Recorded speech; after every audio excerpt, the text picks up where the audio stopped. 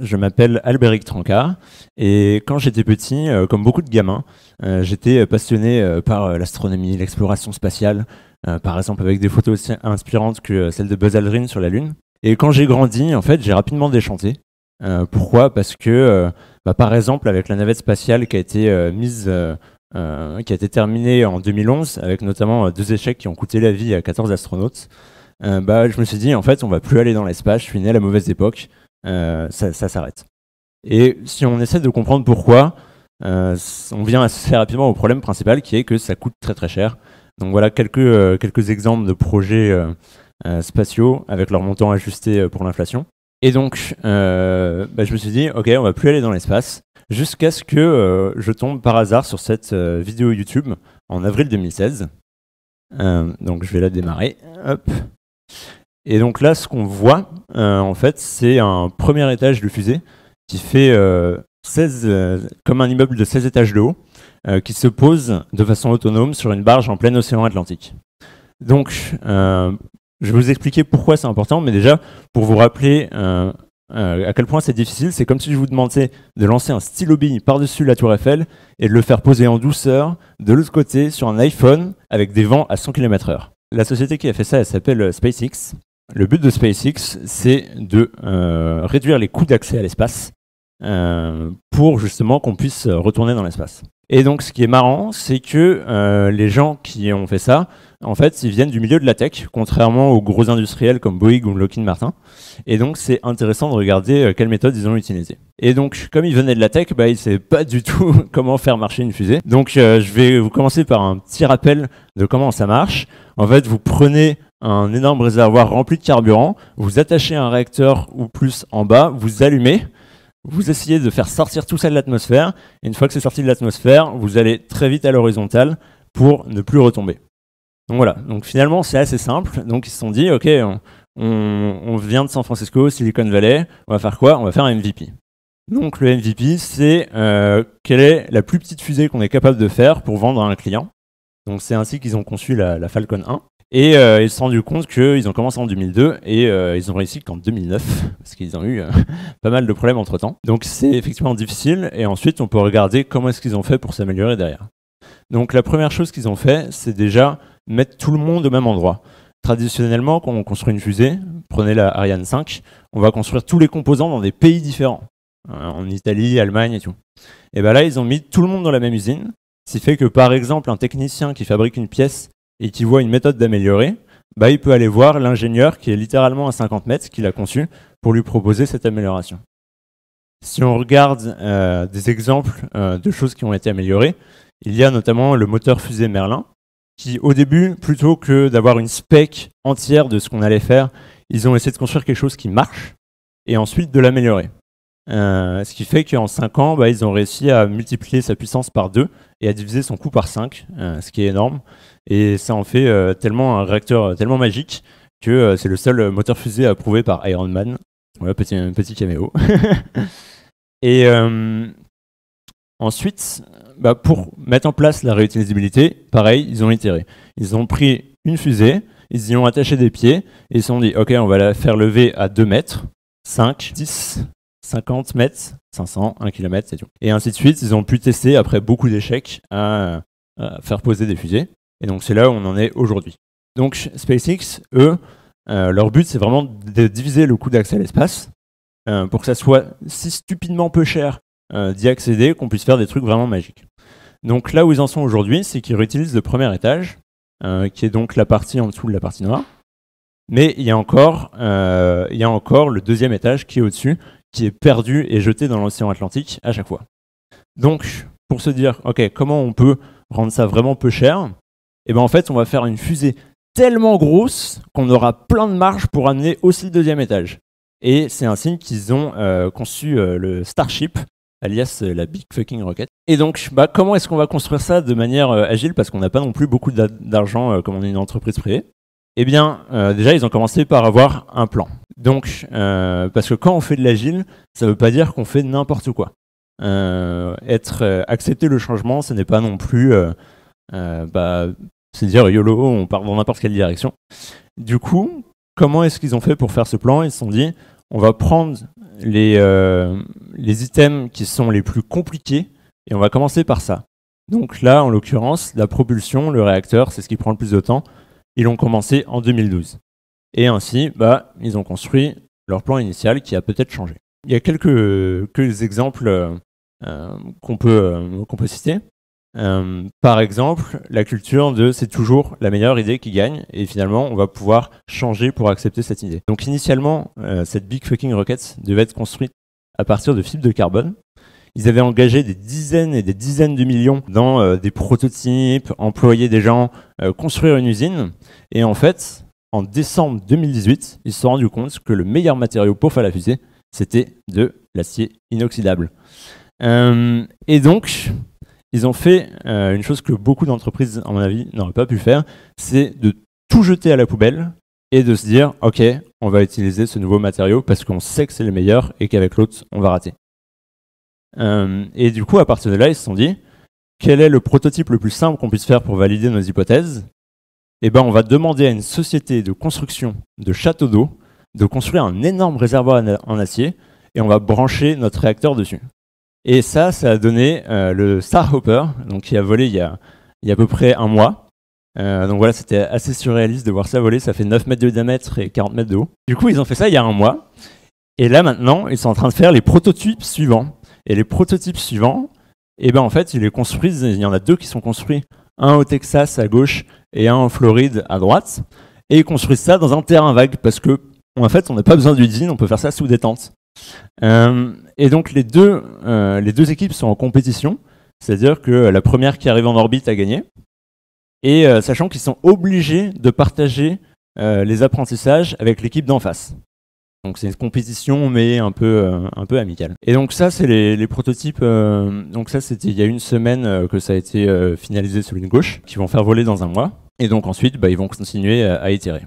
Donc si vous voulez plus d'informations, j'ai fait un petit site pour justement avoir cette timeline des événements. Et donc leur but, c'est d'arriver à poser des pieds humains sur Mars en 2025.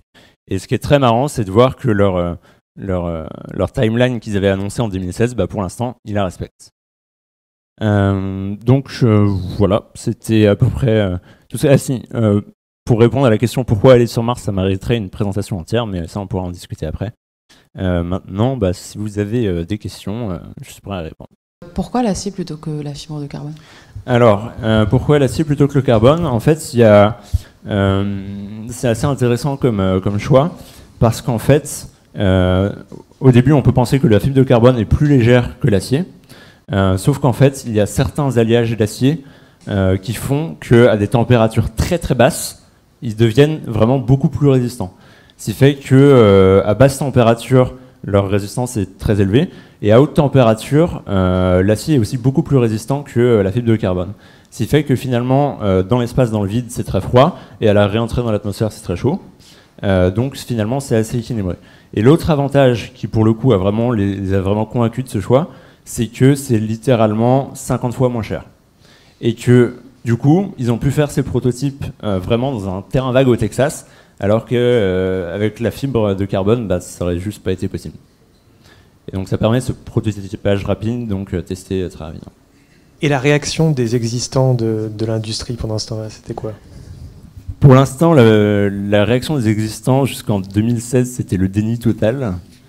Maintenant, ils se disent, bon, on va peut-être s'y mettre, mais on attend de voir si ça marche. Et voilà. Notamment, après, il y a la NASA qui est dans une position très délicate politiquement, parce qu'en fait, ils ont eux leur propre programme d'une fusée équivalente, qui aujourd'hui est à 18 milliards de budget, n'a pas encore été lancé, et a 7 ans de retard sur le programme. Et donc, ils sont dans une position très très délicate. Surtout que les coûts annoncés, là, on est de l'ordre d'à peu près $50 du kilo envoyé, alors que la fusée de la NASA, elle est plus à hauteur de genre $100 000 du kilo. C'est pour vous dire à quel point c'est embarrassant. Est-ce qu'on a des programmes équivalents en Europe?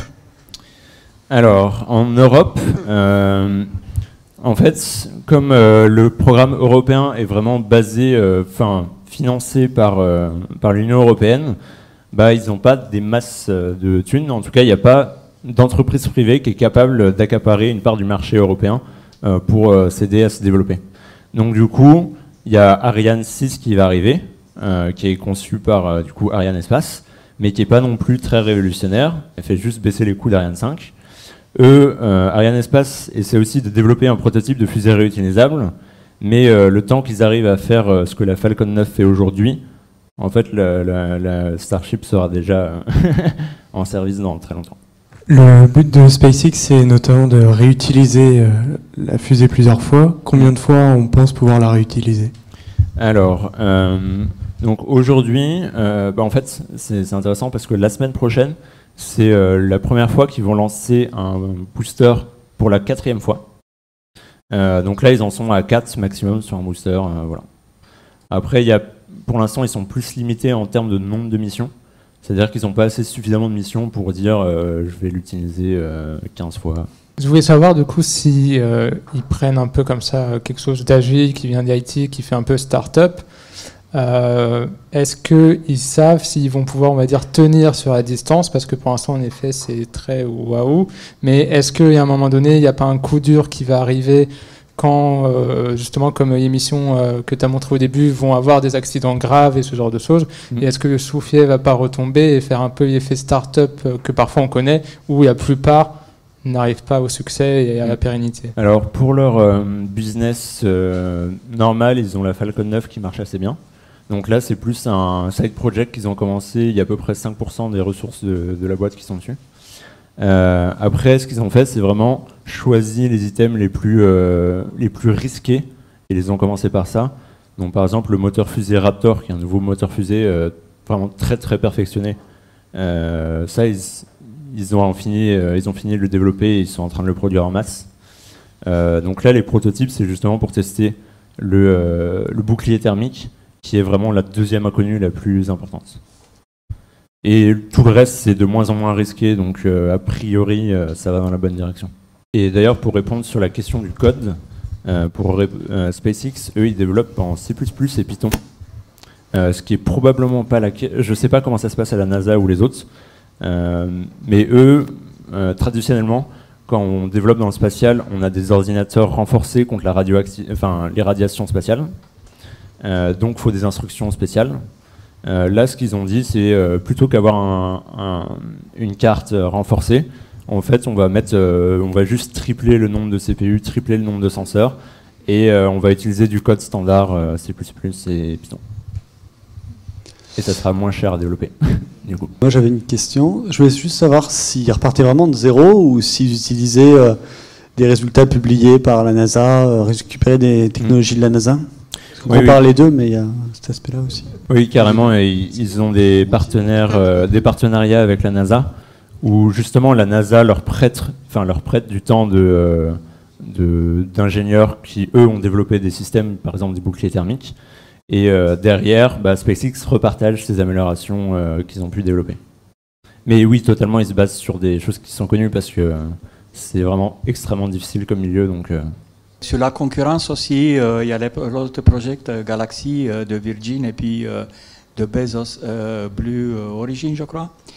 Et puis à un certain moment, il parlait de relier les villes dans le monde avec BFR, je crois. Je pense que ce projet-là était lié au fait que ça atterrit perpendiculaire comme ça. Est-ce qu'on en parle aujourd'hui ou pas? C'est-à-dire mettre des humains pour aller plus vite d'un endroit à l'autre. Ouais. Donc, la concurrence aussi, ça va ce qu'il faut. Donc en parallèle, pour commencer par la concurrence, il y a effectivement la société Blue Origin qui a été conçue par Jeff Bezos, qui a démarré en même temps SpaceX, vu qu'ils les deux boîtes ont été créées en 2002. Sauf que pour l'instant, le motto de Blue Origin, c'est pas du tout la même chose. C'est Gravity Velociter, donc y aller lentement mais sûrement. C'est vrai que pour l'instant, ils sont pas encore en orbite. Ils ont effectivement réussi à faire décoller et réatterrir une fusée, mais seulement à 100 km pour des touristes. Mais ils n'ont pas encore réussi à faire une orbite. Mais ça devrait arriver, eux, ils pensent y arriver en 2021. Et ensuite, pour l'aspect relier des points de la Terre avec une fusée, justement, c'était l'idée que on va rendre les coûts d'accès à l'espace si stupidement peu chers qu'on peut faire tout et n'importe quoi avec. Par exemple, en fait, utiliser ce Starship pour dire, OK, on va faire Paris-New York en 40 minutes. Et là, effectivement, ça devient possible.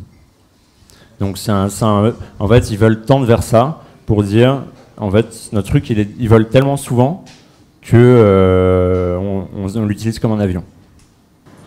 Vous pensez qu'il faut rêver pour faire ce genre de projet? Les gens qui ne restent pas, ils ne pourront pas faire ce genre de projet. Je pense qu'ils vont d'abord ils vont d'abord s'occuper de les envoyer dans l'espace et ensuite, si ça marche bien... On ne pourra jamais faire ça. Il faut rêver. Il n'y a qu'un entrepreneur individuel qui peut rêver. Enfin, du coup, sur la question de est-ce qu'un État peut faire ça ou non, ça dépend à quel point il est attaché politiquement. Par exemple, la NASA aujourd'hui est attachée politiquement et peut rien faire, alors que lors de l'époque du programme Apollo, ils avaient vraiment carte blanche pour tout faire et ça a bien marché.